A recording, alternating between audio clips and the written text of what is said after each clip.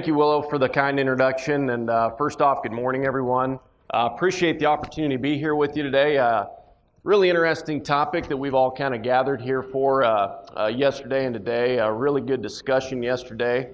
As you take a look at, I think when you really step back and take a look at it, how you view a confined or a semi-confined cow-calf production system really just depends on your perspective and your vantage point from how you're taking a look at it. When you really step back and you take a look at it, and if you're try to compare a traditional pasture-based system versus more of a semi-confined or a confined system, and you ask yourself simply, well, which one's better? Is there a right or a wrong answer? I'm not sure that I can give you one, because it really just depends on your objectives, your goals, how your operation is set up, and what the overall objective is for your business. And so it really just depends on how you view the system and how you take a look at things. And obviously that's why we're all here, because we're all willing to maybe think outside the box a little bit and kind of challenge some things that maybe traditionally we've maybe not always regarded as true from a management perspective. So my objective here for the time that I've got with you this morning is to basically go back and take a look at some research data pertaining to nutrition of the beef cow when we think about managing cow herds, confined or these semi-confined programs and systems. Again, mainly just kind of focus on the nutrition aspect of it, but I'm also going to kind of go into a little bit of detail on some things related to reproduction and economics as well. But ultimately, my goal for the time that I have with you this morning is to really just provide you with some research-based recommendations and information to help you in that decision-making process for yourself, because ultimately for each producer and for each individual operation, they've got to decide for themselves, how does a confined or a semi-confined cow-calf program fit within my current business plan, if it even does at all.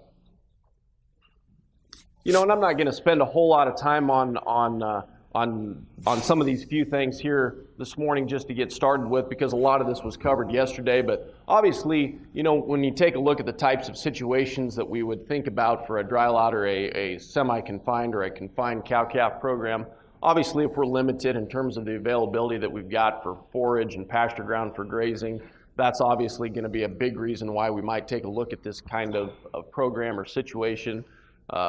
Obviously, the real estate market continues to trend upwards, and even though I think last year actually it maybe plateaued or decreased here just a little bit here in Nebraska, when we look at it long term, it's gone up over time. Drought's obviously a big reason for many of us to take a look at a semi-confined or a confined cow-calf program. If we've got cheap and ample supplies of feed, that's obviously going to be a positive or a plus for us as well. And then some other things as well. There's some alternative programs out there, folks that might be interested in those single calf, cull cow feeding programs. Those types of management programs and business programs really fit with a confined or a dry lot program very well. Obviously, there are many different advantages with a confined or a semi-confined cow-calf program. A lot of these have already been discussed in detail, and so I'm not going to take the time to really kind of go through those, just because we've already kind of hit on those points earlier in the program.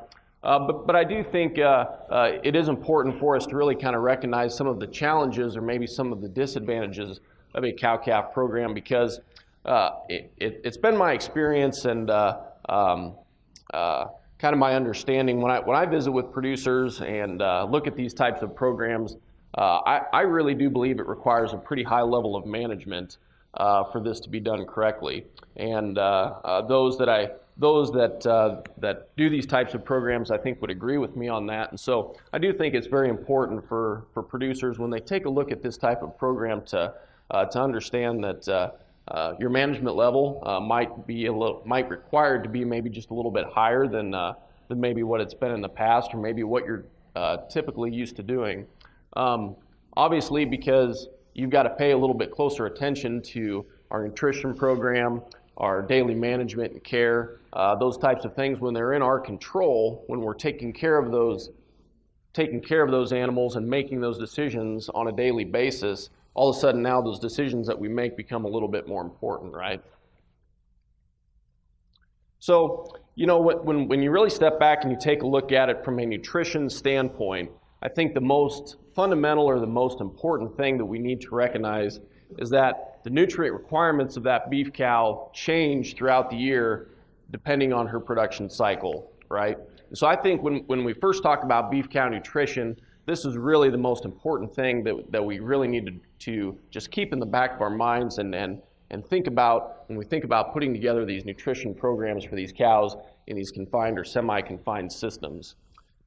What I've got here are energy requirements by month, and the way I've got this set up here is just for a June 15th calving cow. So these months here are these months that I've got here are kind of irrelevant, but it just shows that for in this situation, if we've got a cow that calves on June 15th, we can see that her energy requirements increase, and the requirements for protein follow this same shape very, very well. But we can see that those energy requirements increase, and they're really greatest right at peak lactation or peak milk production, which is about 2 months post-calving. And then we can see that those energy requirements drop off steadily as we get closer to weaning, and then of course we can see that those energy requirements, and this is expressed on a per head per day basis, or the amount required per head per day. We can see that those increase as we get a little bit closer to calving. So understanding that we've got to change those diets and those rations that we put together throughout the season, throughout the year, to match the annual production cycle of that cow herd is very important, because that's going to help control cost.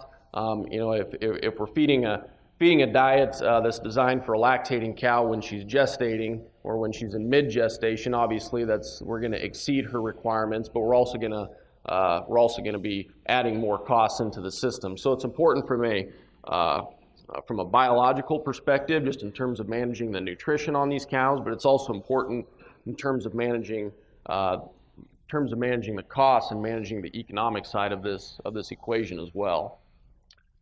One of the things that we talk a lot about, and it was discussed about this a little bit yesterday, when we talk about setting up nutrition programs for confined beef cows, is the concept of limit feeding.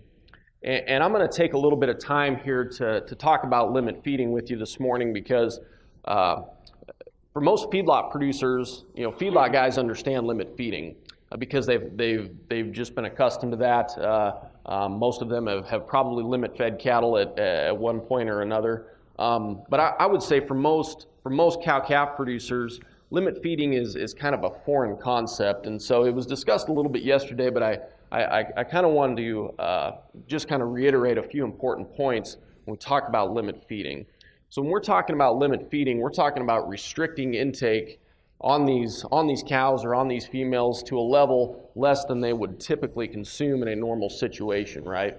So in many situations, we might be talking about restricting intake to less than 2% of body weight on a dry matter basis, or so maybe, you know, on a 1,200 pound cow, for instance, you might be talking maybe 20 to 24 pounds of dry matter per head per day on a dry matter basis. But the reason we're able to maintain performance and meet the requirements of that beef cow is because you're feeding an energy and a protein-dense diet, a nutrient-dense diet that supplies enough nutrition to meet that animal's requirements on a per head per day basis. So typically, instead of thinking about protein and energy levels in a diet in terms of percentage, we're now a little bit more focused on an amount per head per day requirement. Okay, so we just need to kind of keep those things in mind. Really, you know, to do this, there are many different ways that you can accomplish a limit-fed program that meets the requirements of a beef cow, but really you need two things. You need a cheap or an inexpensive forage source, and then you also need a protein and energy source. And if you've got those two things, if you've got a protein and energy source and a cheap and an inexpensive roughage or forage, that can work really, really well, and those are the two primary components of that you need. Really, one of the big benefits behind limit feeding and implementing a limit-fed program is that it reduces the amount of feed that's fed on a daily basis, obviously, but it also helps reduce the amount of feed that those cows waste. it's interesting if you take a look at cattle that are fed out of a round bale feeder.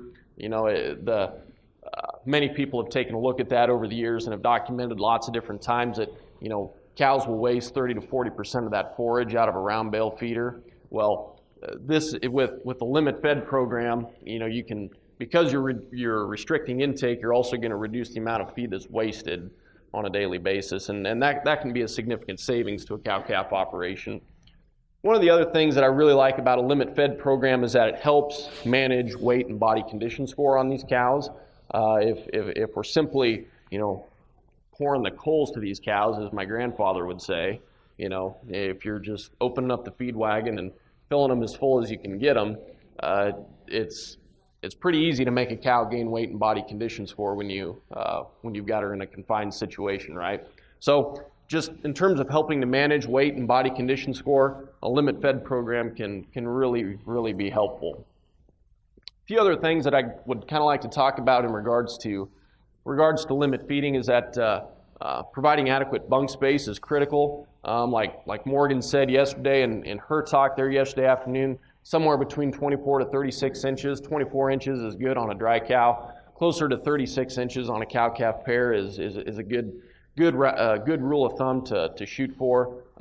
Need to make sure that those cows have adequate bunk space so when they're fed, everybody can get up to the bunk and all eat at the same time, right?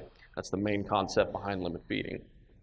It is important to recognize, though, that when you first start a limit fed program with a set of cows, those cows are going to be fairly aggressive to start with, right? They're going to be kind of discontent. They're going to look kind of sucked up and gaunt just because that rumen's not completely full, like we're typically used to seeing it when those cows are out grazing. And so they're going to look a little bit different and they're going to act a little bit aggressive. But at the same time, too, my experience has always been that with the routine feeding program, and as long as you're being consistent with those cows, they'll adjust and adapt to that program very, very well. And within 7 to probably 14 days on average, those cows will adjust and will acclimate to that limit fed program very, very well. And cows will perform just fine on that program. And so that's just an important concept, I think, to understand, because as most folks would probably take a look at it, you see those cows in that pen and they look different. They're acting hungry. You might be thinking, well, maybe we need to increase the feed on them. It's very important to stay religious with that limit fed program and understand that as long as we're doing a good job with the way we've got these diets put together, those cows will do just fine on that. They're maybe just not going to look and act like we're typically used to seeing them, right? So I think that's just a really important thing for people to kind of keep in mind. Be consistent. Be consistent with these cows in terms of when you feed, the time you feed, making sure that you're getting the right amount of feed delivered on a daily basis. Feed placement and distribution throughout the bunk or throughout the feed pads, really important there as well. I would also recommend that you sort cows by age or by body weight. Sometimes if you sort by age, you'll also be sorting by body weight, and so those things kind of typically work together. But I think just in terms of helping some of those younger or those more timid cows have an opportunity to do well at the bunk and get enough feed that they need to meet their requirements, that can be a really, really important aspect as well. So for those of you that if you've got enough pen space and logistically you can manage it, sorting these cows by weight and age, I think, is a good thing to take a look at. I'd also recommend that you include an ionophore like Rumensin in the diet for these beef cows. Rumensin's a product by Elanco Animal Health, but it's the only ionophore that we've got approved for use in a mature beef cow. And so just in terms of helping improve feed utilization and feed efficiency, it also has some benefits in terms of improving reproduction as well. And so in terms of the return on investment, it's a very, very good return on investment to use in a beef cow diet. And so I'd encourage you to take a look at adding that as well. Finally, we talked a little bit about particle size and on how fine we grind forages. Might be worth our time to maybe just kind of take a look at not grinding forages quite so fine, just in terms of having a little bit larger particle size might help in terms of just keeping those cows content and fuller longer if that rumen's got to digest that bigger forage particle just a little bit longer. So again, the main thing with limit feeding, in most cases, depending on how feed's priced, it's going to reduce our daily costs.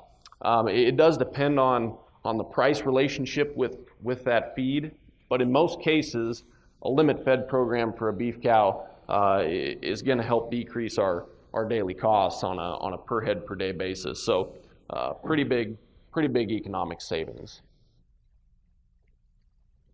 What I'd like to take a look at here with you is some data that was done at the University of Nebraska that I was involved with, and what we're taking a look at here is our 3 different diets that we fed to. These were non-lactating, non-gestation cows, so just a dry open cow that we were feeding these diets to. But we compared 3 different diets. This first diet here was a diet that had was a mixture of wet distillers grains and corn stalks. The second diet here was a mixture of distillers solubles or distillers syrup. Some people might call it corn syrup and corn stalks. And we compared that to a controlled diet, which was basically just a complete forage diet fed on an ad lib basis. So we just compared 3 different diets with these first 2 diets here, the distillers grains or solubles diet being a limit fed diet. So both of those down here at the bottom, we fed those diets at 17 pounds of dry matter per head per day. And we compared that to this full-fed forage diet at about 23 pounds per head per day. And this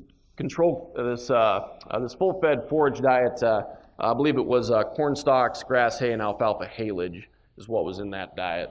But as you can see, when you take a look at our final body weights among these 3 different groups of cows, we saw a pretty nice response here. The cows fed wet distillers grains were a little bit heavier at the end of the trial as compared to the 2 groups of cows that were on those other 2 diets. But 1370 to about 1350, not a huge numeric difference, but statistical advantage for those cows that were on the wet distillers grains diet. Really no difference so in terms of final body condition score. Those cows were all at a 6 at the end of the feeding trial. So as we can see, you saw a nice response there in terms of change in body weight. But again, I just show this data to really kind of drive home the fact that on a limit fed diet, difference here of about 5 pounds of dry matter per head per day, those cows can maintain weight and body condition score very well. This is another data set from Carla Jenkins out at the Scotts Bluff Research Station. Her group out there did a really similar type of study where they just compared a straight alfalfa hay diet, and these were gestation cows or bred cows that they fed this diet to, and they compared that to a diet that was distillers grains and wheat straw, so pretty similar to that one that I just showed you, as well as a diet that had some beet pulp in it. It was a combination of distillers grains, wet beet pulp, and straw. And so when you take a look at those 3 diets that she fed, 17 pounds of hay on a dry matter basis, 18.7 pounds of the distillers grains diet versus the same amount of that beet pulp diet. Again, we can see nice little response there in terms of final body condition score at the end of that feeding period. Those cows that were on the distillers and the beet pulp combination diet did a little bit better than the ones that were fed that straight hay diet. We saw a nice increase there in terms of final body weight, but and when you look at body weight change, saw a nice increase there, but a lot of that's due to calf weight, right? Because these were gestation cows. But as we can see, though, those cows that were on the distillers or the beet pulp diet basically maintained body condition score very well throughout the trial. Those cows that were on the hay-fed diet or that straight hay diet lost a little bit of body condition score during that feeding period. But again, just kind of reiterating the fact that these limit-fed diets for these late gestation cows, as we can see in these 2 studies, really work very well in terms of enabling those cows to maintain weight and body condition score. So again, these limit-fed diets can be very effective ways for us to maintain weight and condition in these cows. And the really nice thing about these types of systems is that, that cow's basically a garbage disposal, right? We can use any type of feed ingredient that we can find or that we can get our hands on to use in these limit-fed situations for these cows. Any type of grass hay or silage, any type of forage that you've got available. Obviously, corn milling byproducts work really well. wheat midds, and of course crop residues, sugar beet pulp, anything like that. Pretty much we can be very flexible with these cows, and as long as we're setting those programs up correctly to meet that cow's requirement, we're gonna be able to maintain performance pretty well. So just kind of want to review those things with you. One of the other things that seems like we talk a lot about when we talk about confined cow-calf programs is the idea of early weaning, or when should we wean that calf. There's always a lot of discussion about, well, if we've already got the cows in the yard or we've got them in a confinement barn, should we just go ahead and wean those calves early? The calves are right there. We've got the pen space to be able to do it. There's always been a lot of discussion about that, and really, you know, when you take a look at early weaning, really when you're anything less than about 180 to 220 days of age, you would kind of think of early weaning, right? In most situations, when we're talking about early weaning, you know, we might be anywhere from 90 up to maybe 150 days of age. If we were to kind of think about weaning those calves less than about 90 days or 3 months of age, it can be done, but it requires a pretty high level of management. Those calves are pretty small at that age yet, and so it might be kind of more of a trick, and so we've got to really pay attention to detail on that. But usually when we're talking about early weaning, we might be anywhere from 90 up to about 150, 180 days of age. The thing about early weaning, no matter when you wean, right, you're always going to decrease nutrient requirements of that beef cow. And so the data are very clear. Energy requirements are going to decrease about 30 to 40% when we pull that calf off and dry that cow up. So, and as a result, when we do that, dry matter intake on the part of that cow is going to decrease as well, right? Just her voluntary intake. As soon as we wean that calf, she's going to eat less. So as a result, we can adjust that diet accordingly. So obviously, when we wean that calf and dry that cow up, we're going to decrease her feed requirements, and so her direct costs are going to decrease. But we also need to take into consideration and keep in mind what our management program for these calves is going to be. And so, depending on the weight and the age of these calves, we might need to think about retaining these calves for a time period before we sell them, just depending on what the marketing conditions are and what our objectives are. So the thing you need to keep in mind, though, is that an early weaned calf, just due to its age and just kind of the point that it's at in its growth and its growth curve and its growth cycle, that calf's pretty efficient. I mean, it's very, very easy for us to see a feed conversion on these calves anywhere from 4 to 4.5 to 1. So those calves will be very efficient if they're fed correctly.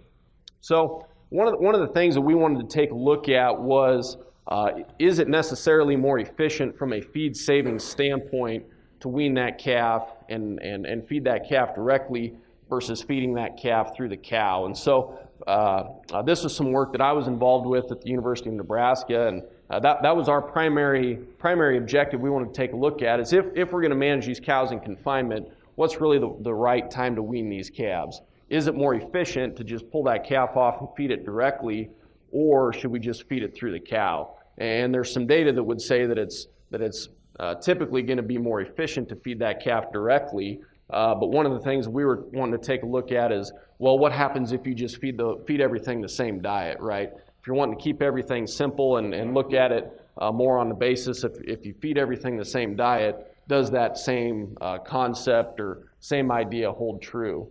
So what we did in this trial is when we early weaned those calves, we weaned them at about 90 days of age, and we fed those dry cows 15 pounds of dry matter. Okay, and I'll show you the diets here in just a second. But then we just let those early weaned calves, right, just eat whatever they wanted to eat. So we just fed them ad lib, and then we just took those two amounts, added them together, and fed that same amount to the cows that still had calves on them. Okay, so we had two different treatments in this trial: early wean versus normal wean. And the normal wean, or the conventional wean calves, weren't weaned until they were about 7 months of age. So during that time period, they were fed the total intake of that 15 pounds that the early weaned cows were getting, plus whatever their calves were getting. Okay, so the total amount fed to both groups was the exact same.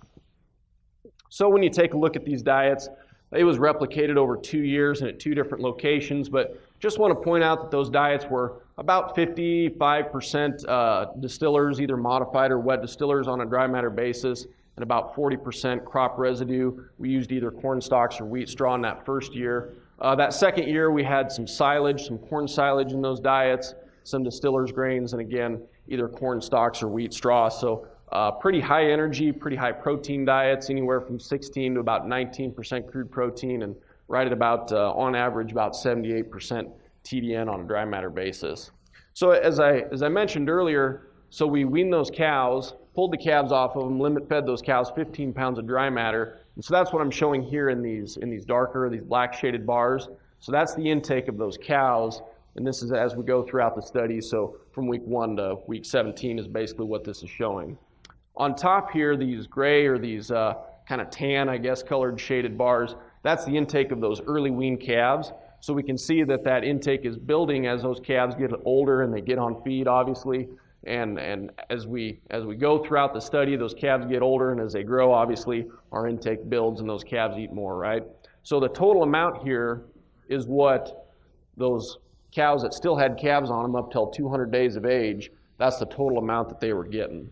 So when you take a look at it on this basis, again, within each year, so here's year 1, here's year 2, the early weaned cows and calves and the normal weaned cows and calves got the same amount of feed within each year, right? So right at about 23 pounds of dry matter the first year, closer to 25 pounds of dry matter per pair per day the second year. So let's take a look at some of the data. And what I'm showing here first, this is just cow body weight change. And I've got it broken out here by location. So we had 2 locations in this study. ARDC is the research unit down here in eastern Nebraska at Meade. PHREC, that's the Panhandle Research and Extension Center out at Scotts Bluff. The bars here in blue are those early weaned cows, and the ones that are in red are the normal weaned cows. So basically, when you take a look at this data, basically within each location, those cows that were early weaned had a little bit greater or more positive body weight change than those cows that were normal weaned. We actually saw a little bit greater just weight change. Those cows out in the Panhandle station did just a little bit better. But in general, when you take a look at this, that's kind of what we would expect, right? Those cows that were early weaned maybe had a little bit greater body weight change than those ones that were normal weaned. This shows body condition score change. And so we can see again that really no effect of when those cows were weaned really didn't seem to impact it, but it was just kind of more of a location effect. Really not a big difference between each treatment within each location, but again, those cows that were out at the Panhandle station maybe just gained a little bit more body condition than those ones that were in eastern Nebraska, but this is a pretty small change. I mean, those cows basically just maintain condition very well. These cows here in western Nebraska maybe gained a little bit closer to about 0.4 of a unit. So not a real big change when you take a look at it. Now let's take a look at some calf performance data. This is calf average daily gain throughout the trial. And so, in eastern Nebraska, those calves that were normal weaned or those calves that were left on the cow all the way up till about 7 months of age gained just a little bit better than those ones that we early weaned and fed a complete diet separately, a little over 2 pounds a day versus about 1.7. Interestingly, the opposite held true for us out at the Panhandle station. Those calves that were early weaned actually gained a little bit better than the ones that were normal weaned. And so when you take a look at it, though, on average, it's about a wash. And calf weaning weight basically just says the same thing, though, right? Those calves that were left on the cow in eastern Nebraska, a little bit heavier at the end of the trial. The opposite held true out at the Panhandle station out at Scotts Bluff. So again, as I said, it was kind of a wash. So if you look at it in terms of the per unit of calf gain or per unit of calf gain per unit of feed energy that went into those cows and calves just overall on average, it was basically just a wash either way.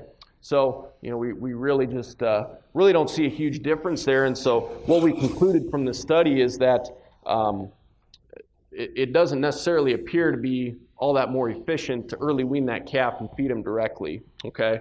So when we think about setting up weaning programs in these confined cow-calf systems, early weaning may not necessarily provide us a feed savings benefit, okay? That's basically what these data say, because Cow performance wasn't greatly different. Calf performance wasn't necessarily heavily favored one way or either way in terms of just overall feed savings. And that kind of challenges some of that previous data that would only say, well, it's always going to be more efficient to just feed that calf directly. This would suggest that it kind of depends on the diet, and overall, if you feed the same diet to everything, the efficiency is about the same. And that really makes sense when you sit back and take a look at it. So, really, when you make the decision on when should you wean these calves in these types of confined programs, that really needs to be based on your management, your objectives, what your feed supplies are you set up to handle these early wean calves, and does that fit with your management goals? So that's really what we need to take a look at, not necessarily look at it from a feed efficiency standpoint. Okay. I want to talk just a little bit about creep feeding. Creep feeding is something that I think is probably advocated just a little bit more for a dry lot or for a confined program, and I think creep feeding actually fits in a confined program here just about as well as it does anywhere else. Mainly from the standpoint of those calves don't have the ability, unless they're crawling through the fence, to go out and graze any additional forage, right? And so being able to access some dry feed on a regular basis, I think is important, not only in terms of just improving calf performance, but also helping that calf's rumen develop and function as it grows. And I think it's also important for a limit fed situation, because if we're limit feeding a cow and calf together, that calf's got to compete with that cow for feed, right? So anything that calf doesn't eat, the cow is going to. So I think having some supplemental nutrition, either in the form of maybe a complete feed, or it could just be a section of the bunk length that's partitioned off that only those calves have access to. Either way, there's a lot of different ways you could set up a creep fed or a creep feeding program. But I think having a creep feeding program in these types of settings is probably an important thing to take a look at. Really, you've kind of got to run the numbers on it, but the economics just really kind of depend on the value of those calves relative to the cost of that feed that you're putting into them. So, I've talked a lot about early weaning, different feeding strategies, that sort of thing. They asked me to talk a little bit today about, utilizing the feed resources that we've got here in the Corn Belt. And obviously for us here in eastern Nebraska, crop residues and specifically corn stalk residues are a pretty big part of that. And I know, kind of visiting with some others around here yesterday, I know people are kind of from all over, and so everybody's got a little bit different background, and everybody's got a little bit different resources available to them. But when you think about setting up a confined cow-calf program here in the Midwest and here in the Western Corn Belt region, being able to utilize crop residues is really important. And when you think about, setting up a confined cow-calf program, crop residues fit perfectly, because you're probably going to be in an area, right, where grass is limited, yet you're long on crop residues. And so from just the ability to have a really abundant feed resource that gives you a lot of flexibility, crop residues are huge and a very vital component of our operation. Typically, when we think about utilizing crop residues and corn stalk residues, we think about grazing cows in the fall. So for spring calving operations, grazing a dry or a gestating cow through the fall and winters, obviously probably the most typical way that we'd think about utilizing it. Maybe for a summer or for a fall calving cow herd, maybe grazing that cow with her calf side out on corn stalks all winter is a good method to think about there. When I think about setting up these confined cow programs, in my opinion, it makes the most sense for a fall calving program as it does anything else, right? Because if we're gonna take the feed to these cows during the summertime because we're short on grass, it's going to be cheaper for us and easier for us to feed her if she's dry, if we're just feeding a dry cow, as opposed to if we're taking feed to her if she's got a calf side all summer long. So I think logically it kind of fits more of a fall calving program. So therefore, my concept that I just want to spend a little bit of time on, but when we talk about the feed value or the energy value in those corn stalks, it really depends on the part of that plant that they're consuming, right? So what this table shows, and what I really just want to point out here, is that this is digestibility. This is energy available to that animal, just the energy content of that feed. So what this shows is that it varies considerably depending on what part of that plant that animal is consuming. That's important for us to recognize because, plants have different parts, right? And so we want those cows to consume the leaf and the husk material, and that's going to be, when you look at the husk material, that's about 60% digestible. So that's a pretty high quality feed source for that mature cow out there consuming that feed. And so we don't ever want to get into a situation where we're forcing those cows to eat the lower quality portions of that corn plant. We don't ever want to force them into eating the stalks, right? Because that's the lower quality component of that feed. So just understand that it really varies by part. It also varies depending on the grazing season. So as you go throughout the grazing season, the quality of that corn residue is going to change. So what this shows is basically just diet quality here at the start of that grazing season, or at the start of that grazing period right after harvest. Overall, just quality of that corn residue is pretty high, and we can see that it decreases over time as we go throughout the grazing season. The main reason for that is because cattle are selective, right? They're going to go out and eat the husk and the leaf first, and then they'll save that lower quality part of that crop residue for last. They won't. They'll eat it if we force them to, but we don't ever want to put cows in that situation, right? So just keep in mind that it changes throughout the grazing season.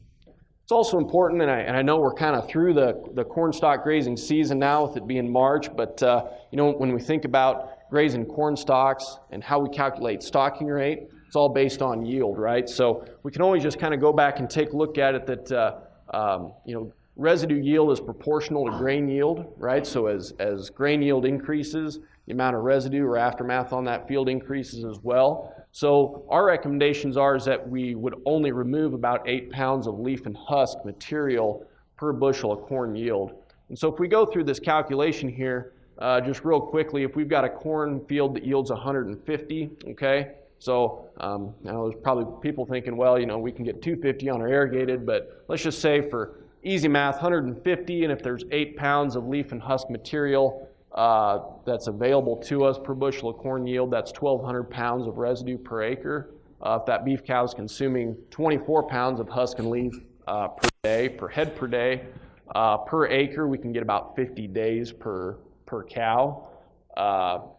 And then if the residue that we're taking off is only about 60% digestible, on average, then if you take a look at it, the residue that we're taking off that field is only about 10-11%.